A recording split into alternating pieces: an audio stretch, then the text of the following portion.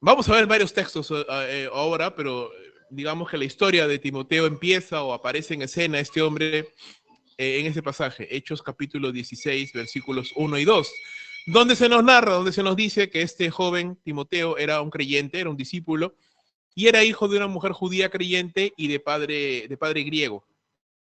Aparentemente, no aparentemente, su madre y su abuela les enseñaron le enseñaron a Timoteo todo este bagaje de las Sagradas Escrituras, por lo menos de la Torá, de la ley de Moisés a Timoteo, y en el primer viaje misionero de Pablo, cuando va a las ciudades de Iconio, Listra y Derbe predicando el evangelio, pues ahí muy probablemente se convirtieron tanto su mamá como el mismo Timoteo.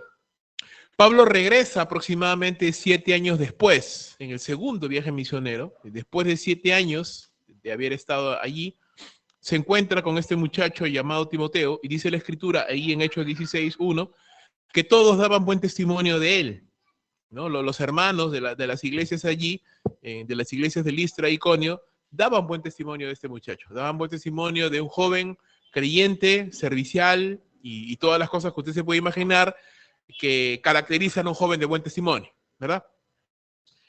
¿Qué hizo Pablo? Y seguramente para que haya llamado la atención de Pablo, pues era un muy buen testimonio el que tenía Timoteo, y quiso Pablo, dice la escritura, que llevarlo, ¿no? Llevarlo a la obra del Señor. Recuerda que tuvo esta pequeña mala experiencia con Juan, ¿verdad? Con Juan Marcos, un joven también, que, llamémoslo así, se sintió temeroso, se sintió de repente poco fuera de forma ahí en la obra de Dios y se regresó a Jerusalén.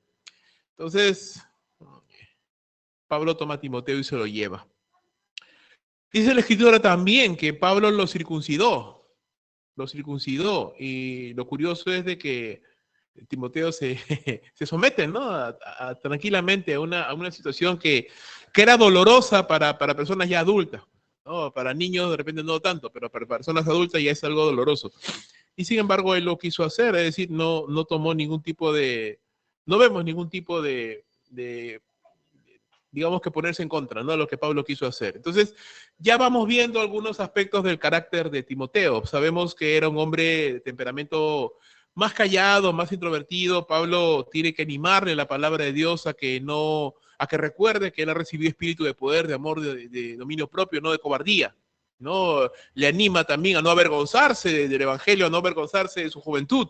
Así que probablemente tenía alguna de esas luchas este muchacho. También sabemos que sufría de problemas estomacales, ¿no? Y Pablo tiene que animarle a tomar vino para que pueda un poquito sobrellevar este asunto que él vivía. Sabemos entonces, como te vuelvo a repetir, un joven de un temperamento tranquilo, sosegado, melancólico tal vez, un joven de buen testimonio, un joven de un carácter dócil, no es un joven rebelde, sino es un joven con un carácter dócil y dispuesto. Mucho ayudó definitivamente la crianza de su madre y su abuela y el cimiento de la palabra de Dios que pusieron sobre él. Eso usted lo puede ver en 2 Timoteo capítulo 1, versículos 3 al 5, donde él dice, ¿verdad? Trayendo a la memoria la fe no fingida que estuvo primero en tu madre, en tu abuela Loida y en tu madre Eunice, y estoy seguro que a ti también, dice Pablo. Entonces hay un bagaje que él recibe y definitivamente fue la voluntad de Dios y el plan de Dios que Pablo llegara a la vida de Timoteo, este componente masculino de lo cual él carecía para animarle, para fomentarle, para formarle en el ministerio. Y durante más de 15 años aproximadamente, dicen los que saben, ¿no? Timoteo acompaña pues a Pablo, ¿no? En todo lo que viene siendo el segundo viaje misionero, el tercero también. Y este joven va creciendo en responsabilidad, va creciendo en su ministerio, va creciendo en los talentos y los dones que el Señor le ha dado, de tal manera que en algún momento, la Biblia no precisa cuándo, no solamente Pablo, pero los ancianos que colaboraban, que trabajaban junto con Pablo, reconocen en Timoteo este llamado al ministerio y llega un momento en el cual Timoteo es ordenado al ministerio. Primero Timoteo capítulo 1, versículo 18, dice, este mandamiento, hijo Timoteo, te encargo para que conforme a las profecías que se hicieron antes en cuanto a ti, milites por ellas la buena milicia, ¿no? También se nos dice en 1 Timoteo 4:14, no descuides el don que hay en ti, que te fue dado mediante profecía con la imposición de las manos del presbiterio, ¿no? Del conjunto de ancianos que trabajaban junto con Pablo. Entonces, en algún momento, vuelvo a repetir, no sabemos exactamente cuándo, Timoteo es ordenado al ministerio, es evaluado, es visto, y los ancianos, obviamente, junto con Pablo, ven pues el crecimiento, la solidez doctrinal, la madurez espiritual de este joven y es encomendado al ministerio. Pero no solamente sabemos esto, vemos también que Pablo lo menciona 17 veces en sus cartas a Timoteo, ¿verdad? Una vez en Hebreos también se menciona, aún el escritor de Hebreos lo conocía, y se menciona de él buenas cosas realmente. Siempre que vemos a Timoteo, vemos buenas cosas de parte de Pablo. Mira 1 Corintios 4:17. No vamos a leer, no vamos a ver todas las 17 veces que aparece el nombre de Timoteo en la Biblia, pero vamos a ver un par de ellas. 1 Corintios capítulo 4, verso 17, dice: por esto mismo os he enviado a Timoteo, que es mi hijo amado y fiel en el Señor, el cual os recordará mi proceder en Cristo de la manera que enseño en todas partes y en todas las iglesias. ¿No? Había una relación no solamente ministerial, sino una relación amical, una relación de profundo cariño, de aprecio, tanto que Pablo lo puede considerar como su hijo, ¿no? Un cariño, un afecto bastante entrañable. También, por ejemplo, en 1 Tesalonicenses 3, 1-2, Pablo dice: por lo cual, no pudiendo soportarlo más, acordamos quedarnos solos en Atenas y enviamos a Timoteo, nuestro hermano, servidor de Dios y colaborador nuestro en el Evangelio de Cristo, para confirmarles y exhortarles respecto a vuestra fe. Entonces, había una confianza. Pablo mismo menciona en Filipenses que él no tiene a ningún otro, ¿no? Con un carácter como el de él, como el de Timoteo. Y eso usted lo puede mirar en el libro de los Filipenses. No dice: todos se interesan por los suyos propios, no por lo que es de Cristo Jesús, pero ya conocen, dice, los probados méritos de él, que como padre e hijo ha servido conmigo en el Evangelio, ¿no? Entonces, Pablo le tenía en alta estima. Y no era gratuito. Usted sabe que Pablo era una persona muy poquito exigente también, era Pablo. Así que eso no habla sino bien de Timoteo. Pero sí hay algo que lo cual quiero enfocarme. Lo que te he mencionado ahorita es a modo de un panorama, ¿no? Para que más o menos nos ubiquemos quién es Timoteo y todo ello. Pero una de las cosas que yo quería compartir son básicamente algunas exhortaciones recogidas de 1 y 2 de Timoteo, directamente de Pablo a Timoteo, pero que nos ayudan a ver no solamente cuán preocupado estaba Pablo por Timoteo, qué tan importante eran estas exhortaciones para Timoteo, sino que también son ejemplos para nosotros, porque estamos nosotros también en esto de servir al Señor, ¿verdad? Tal vez no tendremos la edad de Timoteo, pero igual estamos sirviendo al Señor y somos creyentes, y como Timoteo, y como todos los creyentes, necesitamos crecer y necesitamos mantenernos firmes en medio de este mundo en el cual vivimos. Creo que para Pablo estaba bastante claro de que, si bien es cierto, durante el tiempo que Timoteo caminara con Pablo, de alguna manera Timoteo pues estaba seguro, más confiado, pero eso no iba a durar para siempre. En algún momento Timoteo tenía que seguir su propio camino. Y si usted lee Según de Timoteo, esa carta Según de Timoteo, es pues eso, ¿verdad? La despedida de dos amigos y las instrucciones finales de Pablo hacia Timoteo, en el sentido de: Timoteo, empieza a correr ya tu propio camino, ¿no? Yo ya estoy listo para irme con el Señor, pero tú todavía te quedas, tú todavía tienes muchas cosas más que hacer. Una de las cosas que Pablo anima y exhorta a Timoteo, y quisiera recogerlo para nosotros, es esto, hermanos: ten un carácter firme. Ten un carácter firme. Y Timoteo no era una persona como Pablo, no era una persona colérica, no era una persona con esa... Usted sabe que las personas coléricas son un poquito más expresivas, son un poquito más proactivas, es decir, no necesitan que alguien le esté diciendo qué hacer, sino que inmediatamente lo hacen, ¿verdad? Y las personas que son más melancólicas tienden un poco más a la introspección, tienden un poco más a la pasividad, tienden un poco más a, tal vez, llamémoslo así, a la depresión, no necesariamente, pero les recomiendo un libro que se llama Temperamentos controlados por el Espíritu Santo, de Tim LaHaye. Muy buen libro, donde examina los personajes bíblicos a la luz de su personalidad y cuáles son sus puntos altos, sus puntos bajos. Y Timoteo era de esas personas, ¿no? Que podía tender a la pasividad, a la inactividad, a la extrema introspección y no moverse tanto, o simplemente a rendirse, ¿no? A dejarse apabullar ante las circunstancias. Pero Pablo le aconseja, le exhorta: tener un carácter firme, que la personalidad que usted y yo tengamos no tiene por qué definir lo que somos. Según de Timoteo capítulo 1, verso 6, Pablo le dice a Timoteo, te aconsejo que avives el fuego del don de Dios que está en ti por la imposición de mis manos, porque no nos ha dado Dios espíritu de cobardía, sino de poder, de amor y de dominio propio. Por lo tanto, no te avergüences de dar testimonio de nuestro Señor, ni de mí, preso suyo, sino participa de las aflicciones por el Evangelio según el poder de Dios.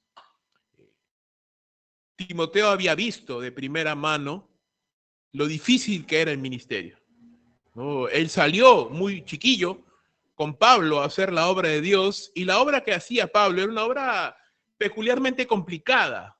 Si ustedes se ponen en perspectiva, la obra entre los judíos, la obra entre los gentiles, entre naciones alejadas que no tienen conocimiento de Dios, era una labor complicada. Más de una vez Pablo fue apedrado, perseguido. Usted conoce la historia. Entonces, Timoteo se estaba enfrentando a una situación difícil y tendría que hacer uso de todos los recursos y de toda la fuerza y de todo el carácter que pudiera tener para poder soportar los años que tenía por delante sirviendo al Señor, al lado de Pablo o sin él. En pocas palabras, Pablo, Timoteo, Pablo le está diciendo a Timoteo, aprende a solidificar y a formar un carácter que no dependa de las personas ni de las circunstancias. Porque, caramba, yo me pongo a pensar, es sencillo, hasta cierto punto me puedo sentir bastante confiado sirviendo al lado de un hombre como Pablo. Servir solo es otra cosa. Es otra cosa. Una cosa es, hermanos, cuando uno está en una iglesia, uno está bajo un pastor, uno está bajo un liderazgo. Otro asunto es estar solo. Hemos conversado muchas veces con misioneros, ¿verdad? Y repiten eso mismo. Una cosa es estar en tu iglesia, una cosa es hacer obra práctica aún dentro de tu país, no pasa nada. Otra cosa muy diferente es salir a las naciones no alcanzadas, donde no hay, miras a la derecha y a la izquierda, no hay nadie, y tienes simplemente que aprender a depender y a confiar en Dios.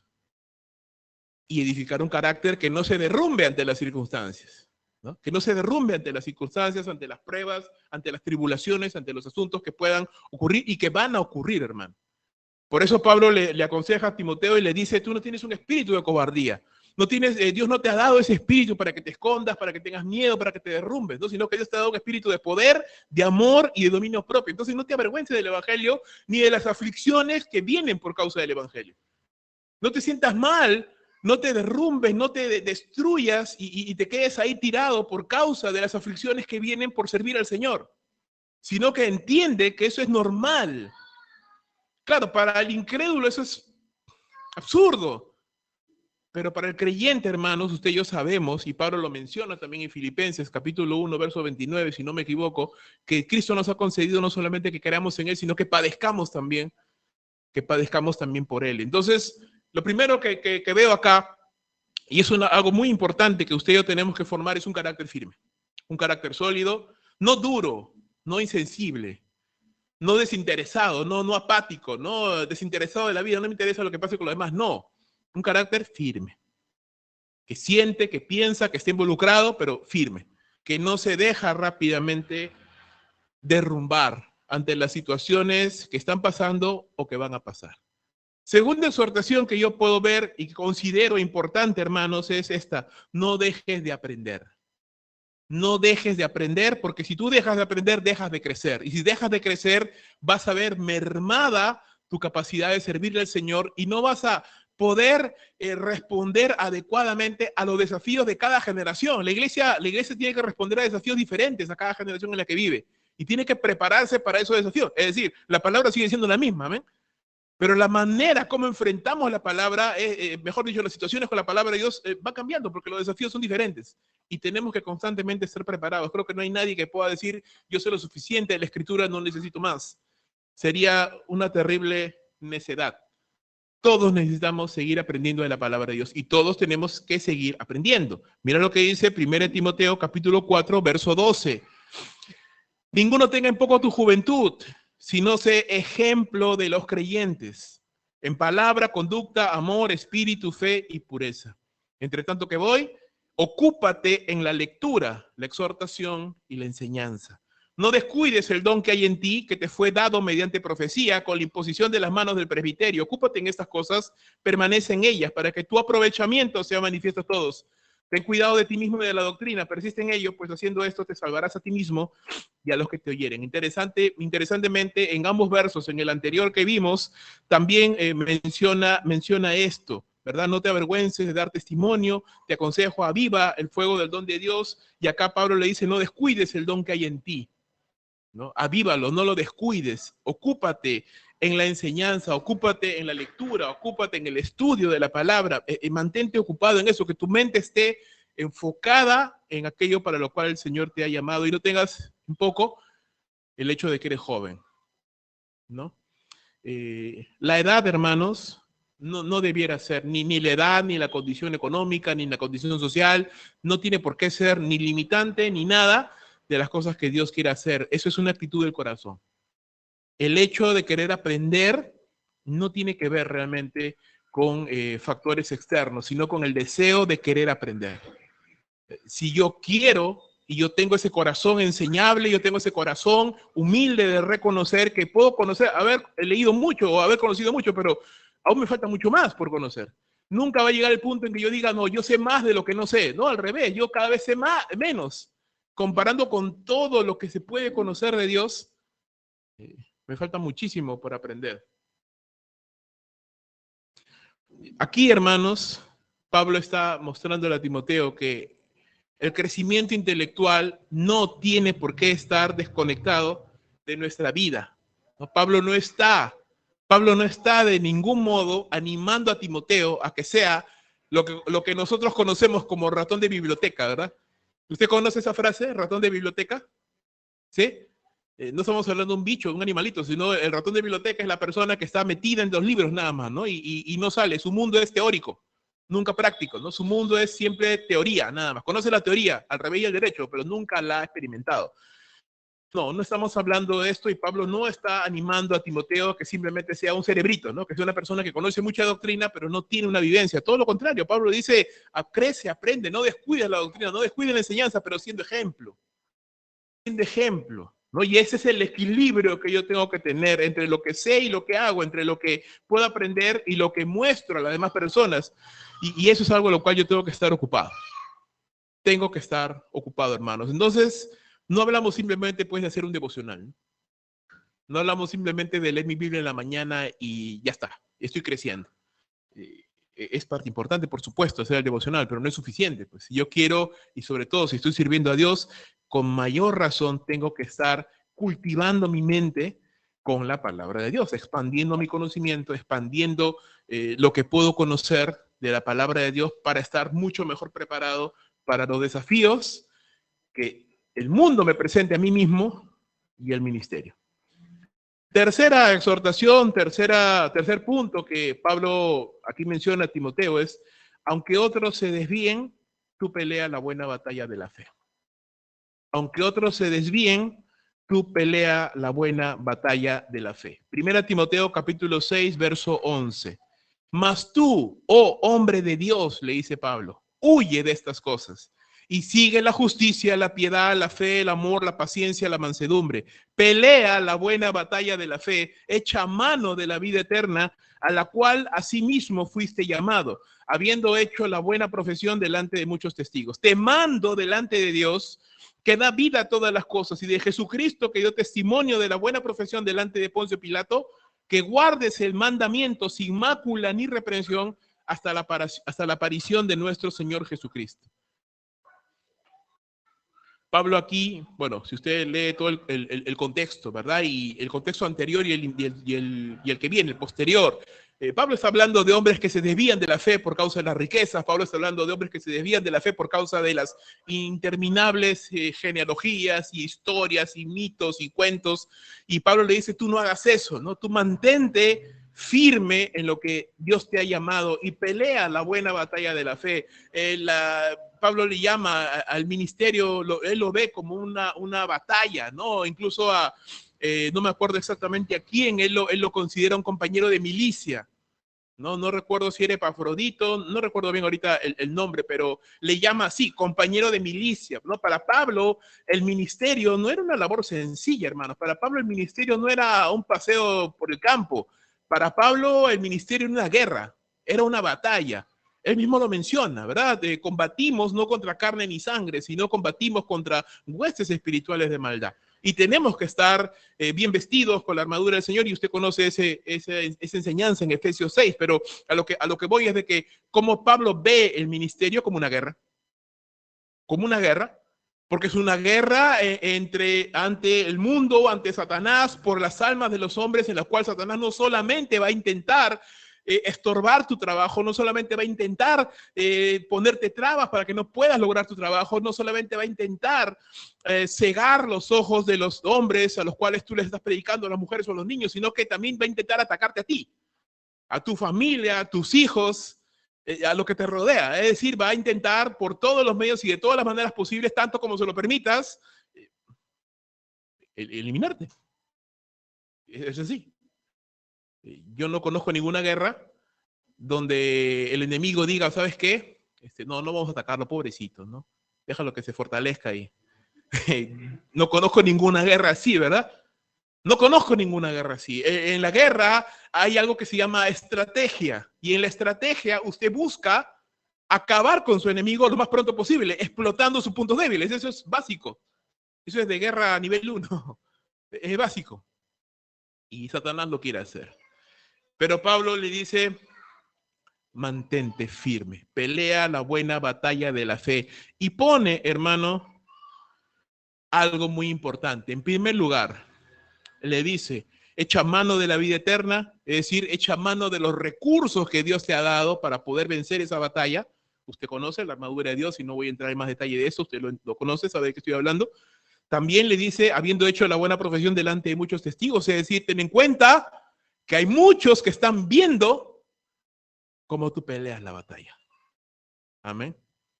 Hay muchos que están viendo. Y yo creo que usted ha visto las películas, ¿verdad? Estas de acción, de guerra. ¿A cuánto le gustan esas películas? ¿Usted ha visto esa película Corazón Valiente, por ejemplo? ¿Verdad? Creo que todos hemos visto esa película, ¿verdad?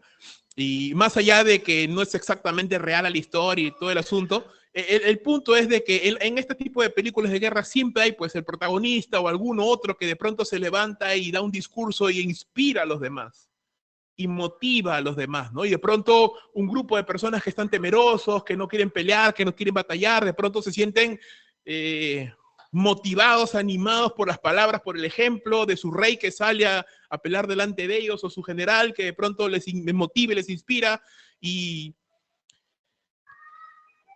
eso hacemos, hermanos. Podemos motivar a nuestros compañeros de milicia o podemos desmotivarles, ¿no? Entonces, Pablo le dice, recuerda que tú has hecho la buena profesión delante de muchos testigos. Y una vez más está haciendo referencia a Timoteo, Pablo, al momento en el cual Timoteo fue ordenado al ministerio, ¿no? Fue alistado y enviado a la batalla, si podemos verlo de esa manera, ¿no? Y lo hizo delante de muchos testigos. Él hizo la buena profesión, es decir, él dijo, yo creo en Jesús, yo quiero servirle, yo voy a hacer la obra de Dios. Y muchos lo vieron, le está diciendo Pablo, ¿no? Muchos lo vieron. Entonces, ahora no te achiques, ¿no? No te frenes. Y la tercera cosa que él le dice es, mira a Jesús. Porque si hay alguien que enfrentó una batalla, y lo dice el libro de los Hebreos, nadie enfrentó tal contradicción de pecadores sino Jesús realmente, fue Jesús. Cuando se presentó delante de Poncio Pilato, si usted recuerda esa escena, ¿verdad? Delante de Poncio Pilatos, con toda la turba atrás de los judíos gritando, crucifícale, crucifícale, crucifícale, con los discípulos ahí temerosos, escondidos o huyendo, solo contra todos. Escuchando a Pilato decir, yo tengo poder para matarte, para darte la vida, ¿no? Jesús se mantuvo como un hombre firme. No le tembló las piernas, no rogó, Pilatitos, por favor, mira que yo no te he hecho nada malo. No. Jesús se mantuvo firme. Aún le dijo, ¿no? Tú no tienes ningún poder contra mí que no te haya sido dado del cielo. Yo pudiera en este momento, todavía le dice el Señor, rogar a mi Padre y mi Padre mandaría legiones de ángeles para destruir todo esto. Pero no lo hago, porque no es esa mi misión. ¿Eh? Entonces Pablo le está diciendo a Timoteo, sigue ese ejemplo, ¿verdad? Sigue ese ejemplo. Aunque otros se desvíen, persiguiendo el dinero, persiguiendo las herejías, persiguiendo, no sé, pues lo que ahora ofrece el mundo, ¿verdad? Tú sigue. Mantente firme. Como dice Pablo también a los Corintios, 1 Corintios capítulo 16. Portaos varonilmente, dice Pablo, ¿no? Esforzaos, portaos varonilmente, todas vuestras cosas sean hechas con amor. Entonces, aunque otros se desvíen, hermanos, usted pelee la batalla de la fe. Cuarto punto, esfuérzate en la gracia de Dios. Segunda Timoteo, capítulo 2, verso 1. Tú pues, hijo mío, dice, esfuérzate en la gracia que es en Cristo Jesús. Lo que has oído de mí ante muchos testigos, esto encarga a hombres fieles que sean idóneos para enseñar también a otros. Tú pues sufre penalidades como buen soldado de Jesucristo. Ninguno que milita se enreda en los negocios de la vida a fin de agradar a aquel que lo tomó por soldado. Y también aquel que lucha como atleta no se es coronado, sino lucha legítimamente. El labrador, para participar de los frutos, debe trabajar primero. Considera lo que te digo y el Señor te dé entendimiento en todo. Hay algo aquí que cambia todo el panorama de este verso, y es el verso número 1. Pablo le dice a Timoteo, esfuérzate en la gracia. No, no pienses que el hecho de que Dios ha derramado gracia sobre tu vida, y de hecho el Señor ha derramado gracia sobre su vida, amén. Dios ha derramado gracia sobre mi vida y sobre la vida de usted. Si no, no estaríamos acá, no seríamos salvos, no teníamos el Espíritu de Dios. Dios ha derramado gracia sobre nuestra vida, pero no piense que el hecho de que Dios ha derramado gracia sobre mi vida significa de que yo puedo ya cruzarme de brazos y esperar que Dios haga todo por mí. No. Hay un componente de esfuerzo, de diligencia, de trabajo duro que espera Dios de cada uno de aquellos que Él ha llamado para su gloria y para su obra. Tenemos que esforzarnos de muchas maneras, hermanos. Tenemos que esforzarnos en lo que Dios nos ha dado, ya hemos hablado de eso bastante también, en multiplicar las bendiciones y los talentos que Dios nos ha bendecido, con los cuales Dios nos ha bendecido. Tenemos que esforzarnos en dejar un liderazgo que continúe el trabajo cuando usted y yo ya no estemos, en hacer discípulos, en entrenar a las siguientes generaciones cuando usted y yo ya no estemos. Tenemos que esforzarnos también, y ya lo mencioné en el punto anterior también, cuando hayan penalidades. Usted recuerde que estamos en una guerra, y la guerra no es sencilla, tiene un enemigo. Tenemos que esforzarnos para mantenernos enfocados y no enredarnos en los negocios de esta vida, no enredarnos en las cosas que el mundo ofrece, de tal manera que siempre nos mantengamos listos y dispuestos para la voluntad del Señor, para lo que Dios quiere hacer. Porque usted no sabe, ni yo tampoco, qué planes tiene Dios para usted, para mí. Siempre me pongo a pensar y a veces fantaseo con esta idea, ¿qué si el próximo año el Señor quiere que me vaya a las naciones? ¿Dios lo puede hacer? ¿Qué me dice usted? Sí, ¿verdad? Claro que sí, Dios puede hacerlo en cualquier momento. Pero estoy yo preparado y le diría, uy, Señor, ahorita dame un cachito, ¿no? Todavía no. No. De eso está hablando Pablo, ¿no? Mantente listo, preparado, dispuesto, ¿no? El soldado no está en otra cosa, está listo para que al toque de la diana, al toque de la trompeta, él simplemente se cambie y listo, ¿no? Como los bomberos. ¿No? Hay incluso hasta competencia, ¿no? ¿Cuánto tiempo se demora el bombero en vestirse? Porque tiene que estar listo. O sea, está en sus cosas, pero está listo, entrenado para que apenas toque el claxon, corneta o lo que sea, en segundos ya se cambió y está listo para la acción. Algo así. Tenemos que esforzarnos, hermanos, en hacer las cosas, pero hacerlas bien. Hacerlas bien. Dice, el atleta no es coronado, sino lucha legítimamente, como debe de ser. Yo me puedo estar esforzando en muchas cosas, pero no todas son legítimas. No todo es lo que agrada al Señor, ¿no? A veces me pongo a pensar esto como las rueditas de los hámster, ¿no?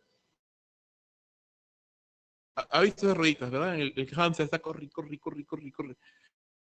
No llega a ningún lado. Pero pregúntale si no está cansado el pobre hámster. Está cansado, pero no llega a ningún lado. Entonces, de eso estamos hablando, ¿verdad? Esforzarnos, sí, pero esforzarnos ¿para qué? ¿Para qué? ¿No? ¿Para qué usted y yo estamos gastando nuestras vidas? ¿En qué estamos invirtiendo nuestras fuerzas? ¿En qué estamos pasando nuestro tiempo? ¿Para qué? ¿Para lo eterno? ¿Para lo temporal? ¿Para mí mismo? ¿Para el reino? Esas son preguntas que yo tengo que hacerme. Y por último, tengo que esforzarme y ser paciente, ¿no? Esforzarme y ser paciente. El labrador, para participar de los frutos, debe trabajar, por supuesto, pero también debe esperar, ¿no? Tiene que esperar. Hay un tiempo para esperar. Quinta exhortación. Vamos a hacer solo una pequeña recapitulación, no nos vayamos a olvidar. Primero, tener un carácter firme. Segundo, no dejes de aprender, no dejes de crecer. Tercero, aunque otros se desvíen, pelea la buena en la batalla de la fe. Cuarto, esfuérzate en la gracia de Dios. Quinto, apártate de lo malo y busca la santidad.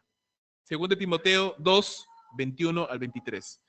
Así que si alguno se limpia de estas cosas, dice, será instrumento para honra, santificado, útil al Señor y dispuesto para toda buena obra. Huye también de las pasiones juveniles y sigue la justicia, la fe, el amor, la paz, con los que de corazón limpio invocan al Señor, pero desecha las cuestiones necias e insensatas, sabiendo que engendran contiendas. Si queremos ser útiles al Señor, hermanos, tenemos que estar constantemente limpiándonos, constantemente analizándonos y constantemente pidiéndole perdón al Señor por pecados, por patrones, por conductas, por pensamientos, por palabras, por intenciones que a veces tenemos y que tenemos que reconocer, hermano, que están mal. Y que las reconocemos y decimos, Señor, perdóname, ya cámbiame, quítame esto, ¿verdad? Ayúdame a ser un mejor servidor, ayúdame a ser una mejor servidora. Si quiero ser útil al Señor, entonces tengo que estar constantemente limpiándome de estas cosas, huyendo de lo que el mundo me ofrece, huyendo de la maldad de este mundo y caminando no solo, acompañado de aquellos que también quieren amar y servirle al Señor.